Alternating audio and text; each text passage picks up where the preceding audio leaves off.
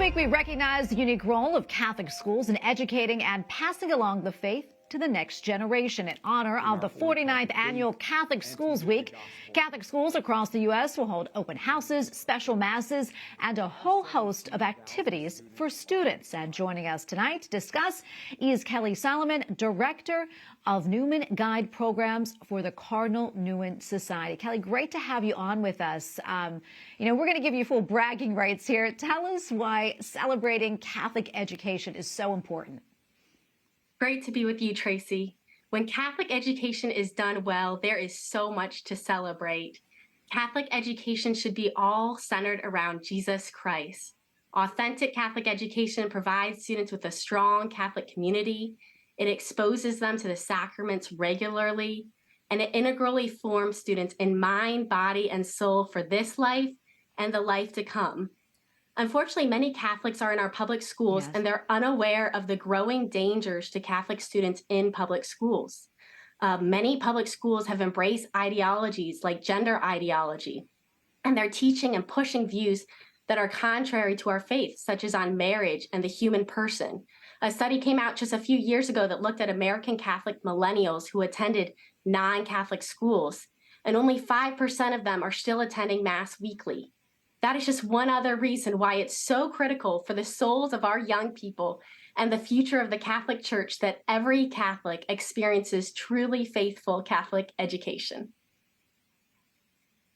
Absolutely. I mean, and there's a lot of good news for Catholic schools coming out lately, with very competitive test scores and for many increasing enrollment numbers in the wake of the pandemic.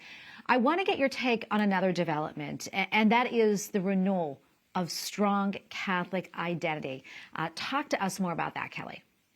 There's a lot of great things going on in Catholic education, and we love seeing this renewal of strong Catholic identity. The Cardinal Newman Society was founded 30 years ago, in a large part because of a lot of the issues and the scandals taking place in Catholic education. Our founder, Patrick Riley, founded the society after his experience at a wayward Jesuit university.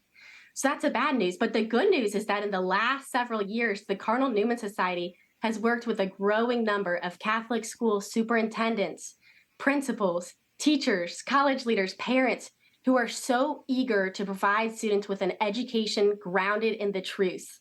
As our culture goes one way, so many education leaders and families are committed to finding ways to provide kids with an education that helps them grow in wisdom and in virtue.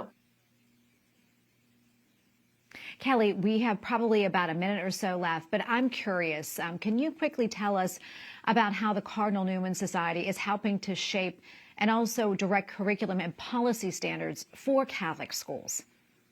That's right. We've released a set of policy standards that cover every aspect of Catholic education, from admissions to athletics to academics. Just as one example, our Catholic curriculum standards are adopted in more than 30 dioceses and 1,000 Catholic schools. So rather than a Catholic school following the public schools and using something secular like the Common Core state standards, which some Catholic schools still use, a growing number is using our authentically Catholic curriculum standards. That is wonderful. And Kelly, thank you so much for coming on today and speaking with us about this. We really appreciate it. God bless you. Thank you, Tracy. God bless.